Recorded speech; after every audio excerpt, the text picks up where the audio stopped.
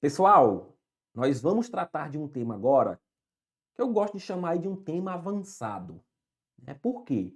Porque é um tema que é, às vezes, raro de cair em prova, né? Mas que algumas bancas costumam cobrar vez por outra, como é o caso da FGV, né? Vez por outra você pode ter também alguma questão de uma banca mais desconhecida, você pode ter questão da VUNESP, às vezes, mas né, a, a, a gente tem aqui como visualizar esse tema, como entender esse tema, que é o tema de análise de dependências.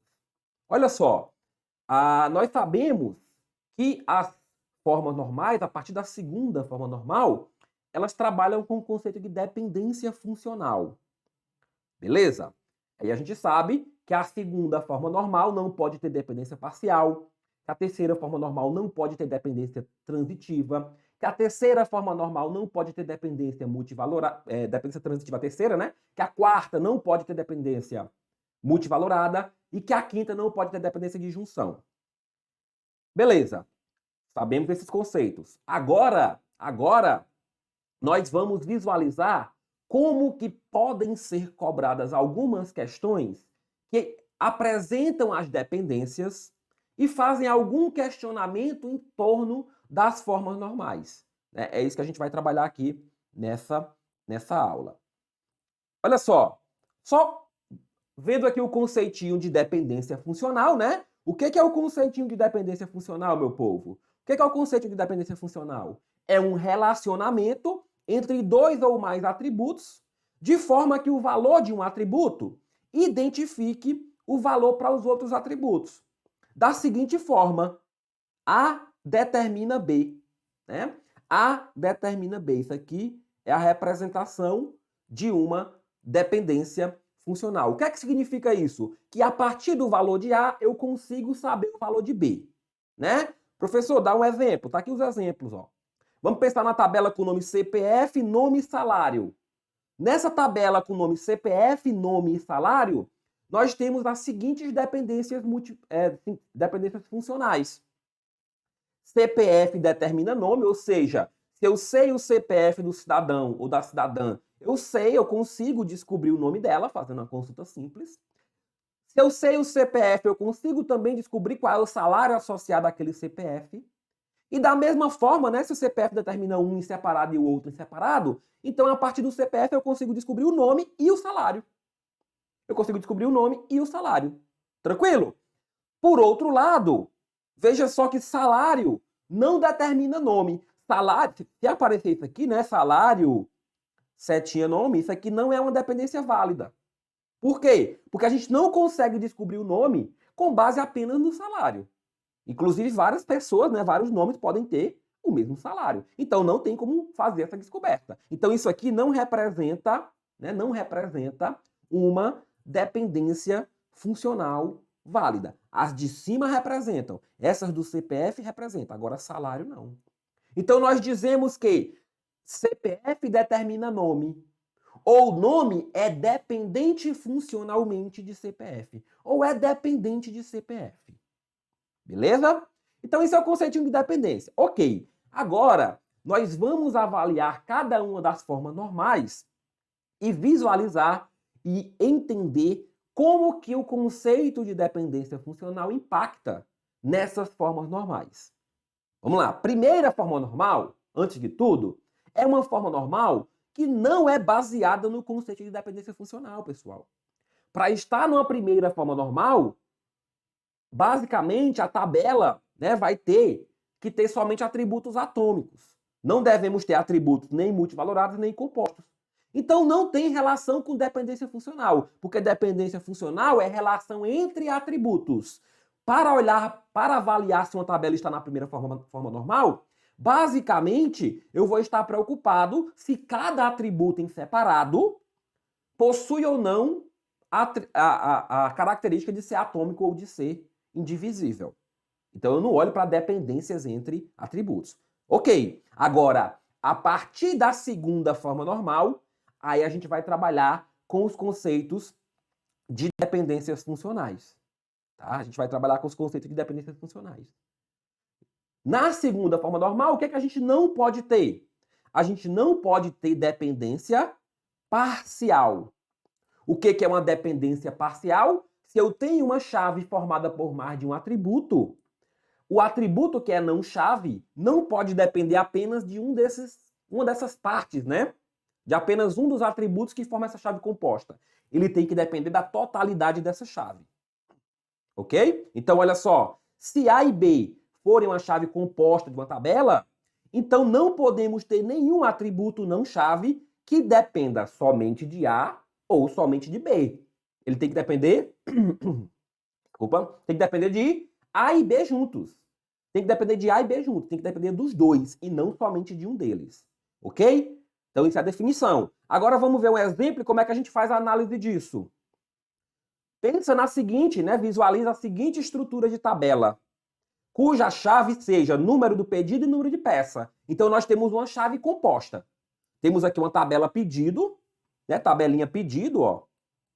E nós temos o número do pedido e o número da peça como a chave composta dessa tabela. Ou seja, a chave é aquela que identifica, né, cada uma das linhas, que distingue cada uma das linhas.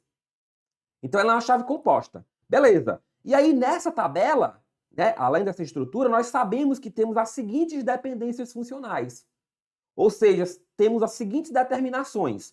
Número do pedido determina data. Número da peça determina a descrição. Número do pedido e da peça juntos determina a quantidade comprada e o preço cotado. Qual que é o problema disso daqui?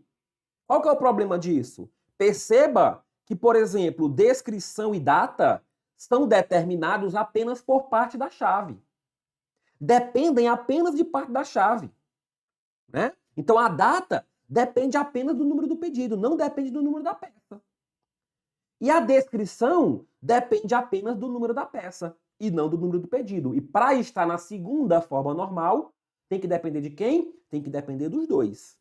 No caso, são dois atributos. Se a gente tiver 5 atributos, tem que depender dos 5. Tá? Então, essa tabela não está na segunda forma normal. Como é que eu resolvo isso? Eu tenho que deixar todos os atributos dependentes da chave inteira. Então, a gente vai trabalhar com a divisão dessa tabela maior. A gente vai ter agora, ó, uma tabela pedido, que aí vai ter a informação do pedido, o número do pedido e a data. A gente vai ter a tabela peça, que vai ter a informação que é só ligada à peça, que é o número da peça e a descrição. E a gente vai ter uma tabela pedido-peça, que é aquela que representa os atributos que dependem de ambas as partes da chave anterior, né? Que depende de toda a chave anterior. E aí nós temos o número do pedido, o número da peça, a quantidade comprada e o preço cotado. Então veja que a quebra é bem simples. Eu vou olhar as dependências e vou converter isso em tabelas. Mas aí, olhando para essas dependências, a gente percebe que essa tabela não está na segunda forma normal. E para resolver isso, a gente precisa quebrar essa estrutura. A gente precisa, né, organizar essa estrutura. Beleza? Então, isso aqui a gente resolve a segunda forma normal. Fica claro, pessoal? Fica bem claro? Então, quando a gente vai avaliar, então, uma questão dessa natureza, como é que a gente tem que fazer? Tem que analisar quais são as dependências funcionais que ele nos dá. Ele diz aqui, ó, a questão vai te dar as dependências funcionais. Aí você vai olhar para a tabela ou para as chaves e descobrir, será que essas dependências me mostram que existe alguma dependência parcial? Existem até 2 dependências parciais, ó. Data só depende do número do pedido e descrição só depende do número da peça. Para não ter dependência parcial, teria que depender dos dois ao mesmo tempo, né? Então, por isso que a gente resolve quebrando as tabelas, né? Quebrando as tabelas. Vamos ver a terceira forma normal agora. Na terceira forma normal, o que é que não pode ter? O que é que não pode ter na terceira forma normal? Nós não podemos ter dependências transitivas. Ou seja, a gente não pode ter essa situação aqui, ó.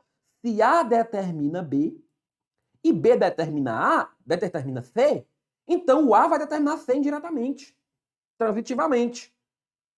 Aí tem um detalhe aqui, pessoal, ó. Desde que C não seja chave candidata ou subconjunto de qualquer chave. Ou seja, isso aqui é válido. Isso aqui é uma dependência transitiva se o C não for chave. Se ele for chave, nem se considera uma dependência transitiva. Se ele for chave, não se considera uma dependência transitiva. Tá? Beleza? Mas a regra da dependência transitiva é, um atributo determina o outro, esse outro determina um terceiro, consequentemente o primeiro determina o terceiro. Ok? Vamos ver um exemplo para facilitar, né? Olha lá. Dada a seguinte estrutura de tabelas que tem como chave primária o SSN. Social Security Number. Aí vem a tabela empregado do departamento. O nome do empregado, né? O SSN, data do nascimento, endereço, número do departamento, nome do departamento e SSN do departamento geral aqui, ó. Beleza? E aí ele nos deu essa tabela e nos deu as seguintes dependências funcionais. As seguintes dependências funcionais. SSN determina nome, data de nascimento, endereço e número. Ou seja, todos esses atributos são identificados diretamente a partir do SSN. Se eu sei o SSN, eu sei todos esses. Eu sei todos esses. Só que eu tenho outra dependência funcional aqui. Que é o quê? O número do departamento, ele determina quem? O nome do departamento e o SSN desse departamento. Tá? Então veja que o que é que acontece aqui, pessoal? Eu tenho um atributo que não é chave lá, que é o número, né? Que ele está determinando outros. Então, na verdade, o que é que acontece? Eu tenho uma dependência transitiva, porque o SSN determina o número, que por sua vez determina esses aqui. Então, consequentemente, o SSN determina esses outros. E a gente não pode ter essa relação para a terceira forma normal. A não ser que isso aqui fosse chave, né? Se isso aqui fosse chave, aí poderia. Aí era considerado válido. Mas não é chave. Nome do departamento e SSN do departamento não é chave. Então, isso aqui fere a terceira forma normal. Porque eu tenho uma dependência transitiva. Como que eu resolvo isso? Eu tenho que acabar com essa dependência transitiva. E para acabar com essa dependência transitiva, nós vamos quebrar essa tabela em duas tabelas, em que o atributo lá que estava determinando vai virar uma chave. Se o número estava determinando algo, então ele vai virar uma chave de uma tabela. E aí os atributos que dependem dele vão ficar nessa tabela. Tá? Professor, mas como é que vai ficar a relação? Tá aqui, pessoal. O número tá aqui também, ó. O número aqui é chave estrangeira que vai apontar para essa. Chave estrangeira que vai apontar para essa. Então percebam que a gente vai avaliar se essa tabela está ou não na terceira forma normal com base na existência ou não de dependências funcionais transitivas. E aí nós temos a forma normal de Boyce-Codd. A forma normal de Boyce-Codd, né, a gente sabe que ela é uma variação forte da terceira forma normal, e ela nos diz o seguinte: todo determinante deve ser chave. Todo determinante deve ser chave. Então, para cada dependência funcional que x determina A, o x tem que ser uma chave. Ou seja, se existe uma relação dessa, é porque esse cidadão aqui tem que ser uma chave. Tem que ser uma chave. Certo? Como é que eu identifico isso, professor? Olha lá. Dada a estrutura de tabela, segundo o número da propriedade é a chave primária, e município, nome, número do lote é uma chave candidata, aí nós temos o seguinte aqui, ó. Lotes 1A, número da propriedade, município, nome, número, lote e área. Beleza. Até aí não teria nenhum problema. Só que a gente tem uma suposição de que só existem nessa tabela municípios de Uberlândia e Araguari. E em Uberlândia nós só temos lote de 100, 200 e 300. Em Araguari nós só temos 150, 250 e 350. O que é que significa isso aqui? Que na verdade, com base na área, eu consigo encontrar o município. Se eu souber a área, se eu lhe disser, olha, eu tenho um lote de 250 metros quadrados, você vai me dizer, então o seu lote é em Araguari. Pronto, você tem uma determinação aí. Você consegue encontrar. Então veja que eu tenho uma dependência no sentido de que área determina o nome do município. Só que essa área não é chave. A área não é chave dessa tabela. Então o que eu tenho que fazer para resolver isso? Eu tenho que transformá-la numa chave. Só que ela não pode ser chave dessa tabela. Então eu tenho que transformar ela numa chave de outra tabela. E aí eu quebro, né? Eu quebro as tabelas colocando área como uma chave de uma tabela aqui, que vai determinar o município do nome, e aqui ela vai ser o quê? Chave estrangeira. Chave estrangeira. Perfeito? Pessoal, esse tema, né? Esse tema, ele é um tema que, como eu falei para vocês, não cai tantas questões, mas quando ele cai dessa forma, ele vai te dar as dependências funcionais, ele vai te dar as dependências, vai te dar as tabelas e vai te perguntar se aquela tabela com aquelas dependências estão de acordo ou estão infringindo alguma forma normal.